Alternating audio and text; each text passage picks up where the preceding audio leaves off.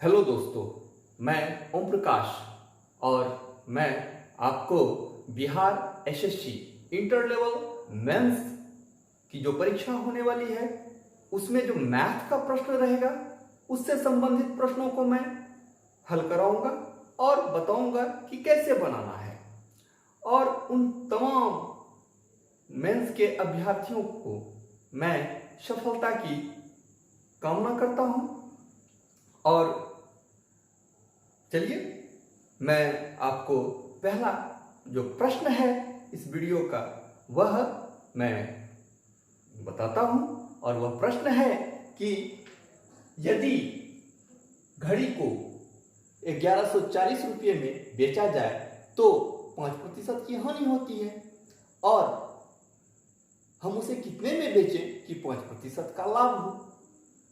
तो स्वाभाविक सी बात है कि प्रतिशत का सवाल हम 100 पर बनाते हैं और 100 में 5 की हानि तो 95 और इसमें यदि हम 5% लाभ कमाना चाहते हैं तो 100 में 5 जोड़ेंगे यानी कि 105 होगा।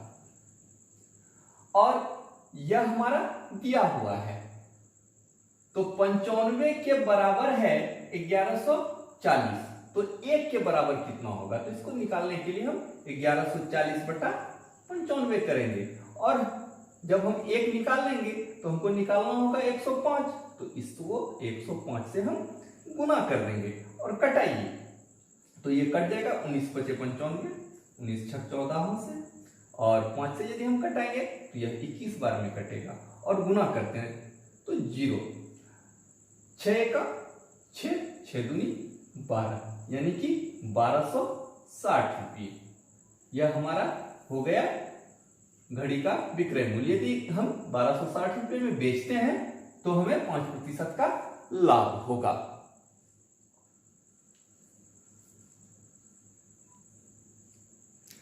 हमारा दूसरा प्रश्न है कि वर्ग का विकर्ण a सेंटीमीटर तो वर्ग का क्षेत्रफल क्या होगा। तो इस प्रश्न को बताने के पहले मैं आप लोगों से एक गुजारिश करता हूं कि जिन्होंने अभी तक सब्सक्राइब नहीं किया है वो सब्सक्राइब कर ले और बेल आइकन दबा ले ताकि नोटिफिकेशन आपको मिलता रहे हमारी वीडियो का। और चलिए तो इसमें देखिए वर्ग का विकर्ण तो दिया हुआ है लेकिन वर्ग की भुजा नहीं दी हुई है तो हम सबसे पहले इसका भुजा निकालेंगे। तो वर्ग का विकर्ण बराबर होता है √2 गुना भुजा और वर्ग का विकर्ण इसमें दिया हुआ है और वह है a। यह किसके बराबर होगा तो √2 गुना भुजा और यदि हम खाली भुजा की बात करें तो हो जाएगा a बटा √2 बराबर भुजा। और हम लोग जानते हैं कि वर्ग का क्षेत्रफल होता है भुजा स्क्वायर। तो यदि हम इसी का स्क्वायर कर लें यानी कि a बटा √2 का स्क्वायर कर लें तो क्या हो जाएगा a² बटा 2 सेंटीमीटर स्क्वायर यानी कि वर्ग सेंटीमीटर और यही हमारा हो जाएगा क्या वर्ग का क्षेत्रफल।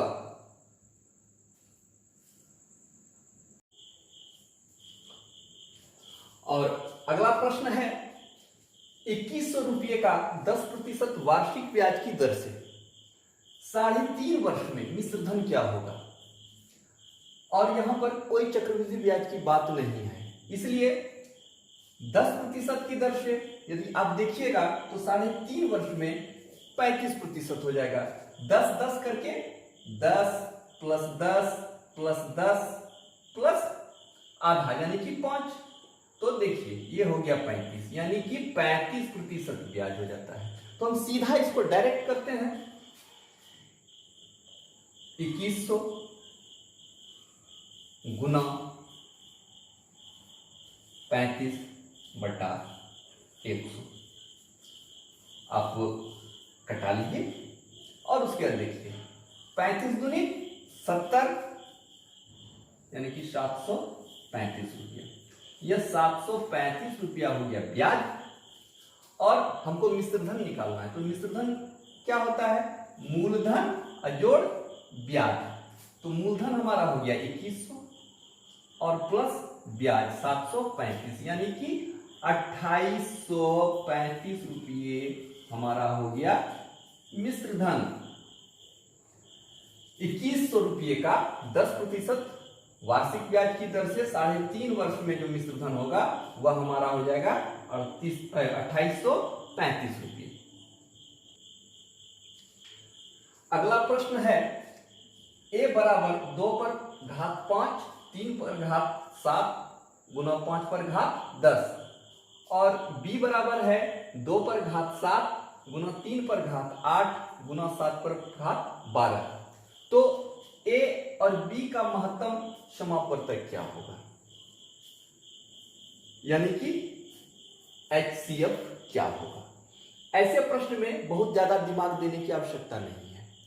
ऐसे प्रश्न में सबसे पहले हम दोनों का आधार वाली जो संख्या है उसको देखेंगे कि कौन कौन सी संख्या आधार वाली है जो बराबर है, दोनों में जो कॉमन है। तो इसमें देखिए 2, इसमें भी 2, इसमें 3, इसमें भी 3 और बाकी 5 और 7 जो है कॉमन नहीं है। तो सबसे पहले हम जो है कर लेंगे 2 गुना 3। उसके बाद हम देखेंगे कि इन दोनों संख्याओं का जो घात है उसमें जो कम घात वाला होगा। तो देखिए कि 2 पर घात यहाँ 5 और यहाँ 2 पर घात 7 है, तो निश्चित रूप से नजर आता है कि यह 5 वाला घात कम है, तो यहाँ पर हम 5 लिख लेंगे। और फिर 3 में देखिए कि यहाँ 3 पर घात 7 है और यहाँ पर 3 पर घात 8 है, तो 7 जो है वह कम है, तो 3 पर घात 7 और यही हमारा हो गया महत्तम समापवर्तक। और अगला प्रश्न है यदि x y का 90% है तो y x का कितना प्रतिशत है? तो ऐसे प्रश्न में जिससे कहेगा उसको 100 मानेंगे। तो यहां देखिए क्या कह रहा है, यदि x y का, तो y बराबर 100 और कह रहा है x कितना है, तो 90%, यानी 100 है तो 100 का 90 तो कितना हो जाएगा 90, तो x हो गया 90। अब कहता है कि y x का कितना प्रतिशत है? सीधा सा सवाल है, दिमाग लगाइएगा, बन जाएगा। तो करना कुछ नहीं है, जिससे कहेगा अब x का, तो x नीचे रखेंगे और ऊपर 100 रखेंगे और कह रहा है प्रतिशत, सीधा गुना कर लेंगे 100 से। अब देखिए 0 0 कैंसिल हो गया। अब यहां हो गया आपका 1000/9, भाग दीजिए, 9 एका 9, अब बचा 1 यहां, फिर बगल में 0 है तो 10, 9 एका 9, फिर यहां 1 बच गया, फिर 0, यानी कि 10, 9 एका 9, अब तो होगा नहीं इसलिए दशमलव के बाद 1, यही हो गया उत्तर हमारा कि कितना प्रतिशत हो गया, x का जो है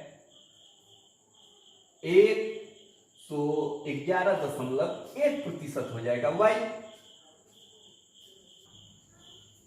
अगला प्रश्न है यदि विक्रय मूल्य पर लाभ 25% हो तो क्रय मूल्य पर लाभ प्रतिशत कितना होगा? विक्रय मूल्य पर लाभ 25%, याद रखिएगा। तो विक्रय मूल्य को ही हम मान लेंगे 100 और 100 का 25% हो जाएगा 100 का 25%, यानी कि हो गया 25।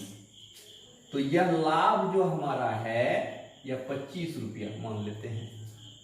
अब विक्रय मूल्य 100 रुपया, इसमें लाभ हमारा कितना हो गया 25 रुपया, तो क्रय मूल्य क्या हो जाएगा? तो क्रय मूल्य जो हमारा होगा वह होगा विक्रय मूल्य यानी कि 100 घटाओ 25 तो हो जाएगा 75।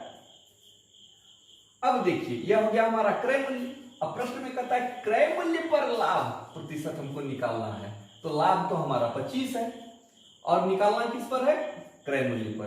तो क्या लिखेंगे, लाभ बटा क्रय मूल्य यानी कि 25/75 और प्रतिशत में निकालना है तो 100 से गुना कर देंगे तो 25 दिया 75 और 100 में यदि हम भाग देते हैं 3 से तो हो जाएगा हमारा 33.1/3%। यह हमारा हो गया लाभ, या इसको पॉइंट में यदि दिया हुआ रहेगा तो देखिएगा हो जाएगा 33.3%। ये हमारा हो गया लाभ प्रतिशत।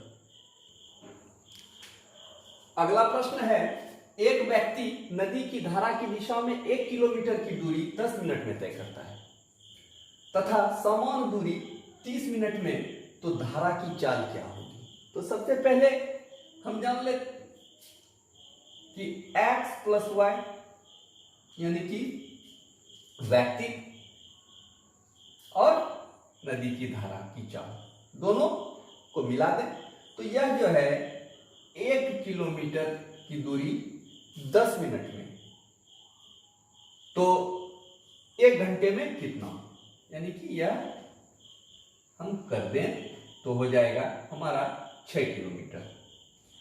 और धारा के विपरीत यानी कि x माइनस वाई कर लें और दूरी क्या है, समान दूरी यानी कि 1 किलोमीटर की ही दूरी, तो 1 किलोमीटर की दूरी है कितने में, 30 मिनट में, तो 1 घंटे में कितना,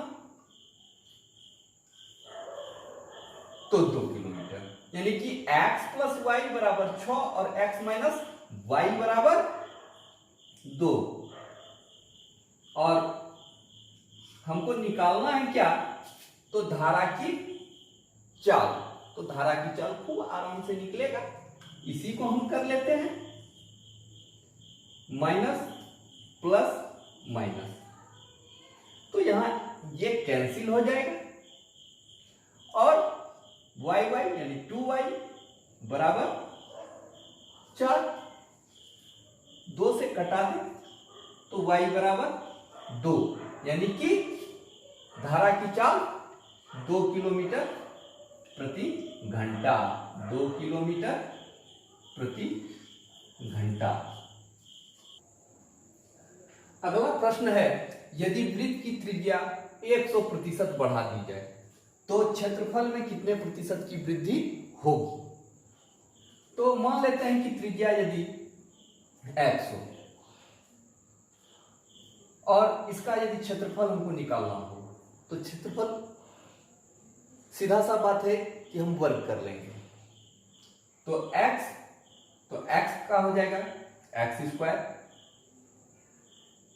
और इसको यदि हम 2 गुना कर दें यानी कि 100% बढ़ा दें तो हो जाएगा 2x बढ़ाने के बाद, और इसको यदि हम वर्ग करें तो हो जाएगा 2x का होल स्क्वायर, तो हो जाएगा 4x स्क्वायर।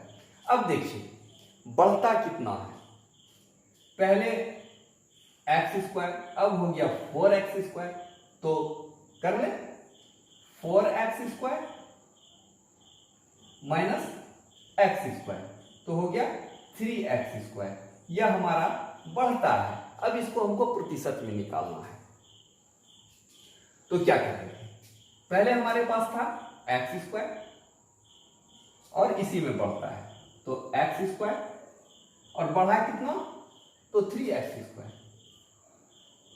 और प्रतिशत निकालना है इसलिए 100 से गुना हम कर देते हैं, तो x स्क्वायर कैंसिल हो गया तो हो गया 300%, यह बढ़ेगा।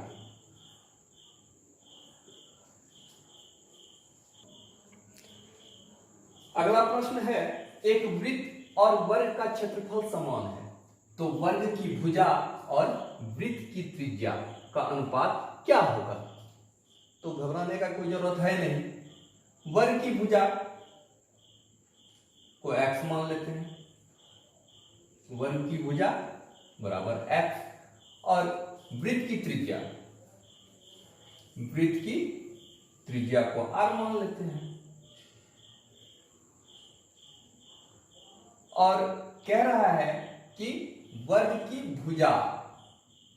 तो सबसे पहले हम क्षेत्रफल की बात कर लें। क्षेत्रफल बराबर है तो वर्ग का क्षेत्रफल यदि हम निकालेंगे तो क्या होगा, एक्स स्क्वायर यानी कि भुजा स्क्वायर हो जाएगा। और वृत्त की बात हो रही है तो वृत्त का क्षेत्रफल होता है पाई आर स्क्वायर। यह बराबर है दोनों।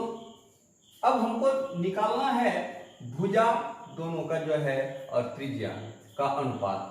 तो ज्यादा करने की हमको आवश्यकता नहीं है, इसी को हम यहां लाते हैं, यानी कि एक्स स्क्वायर बटा आर स्क्वायर बराबर पाई।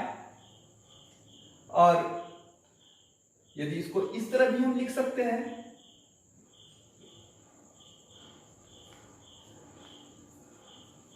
और पाई के नीचे में कुछ नहीं है तो एक है। अब इसका स्क्वायर इस तरफ हम लाएं तो रूट में हो जाएगा, यानी कि x बटा आर बराबर रूट अंडर पाई बटा एक। तो क्या हो जाएगा, x बटा आर बराबर रूट अंडर पाई बटा एक।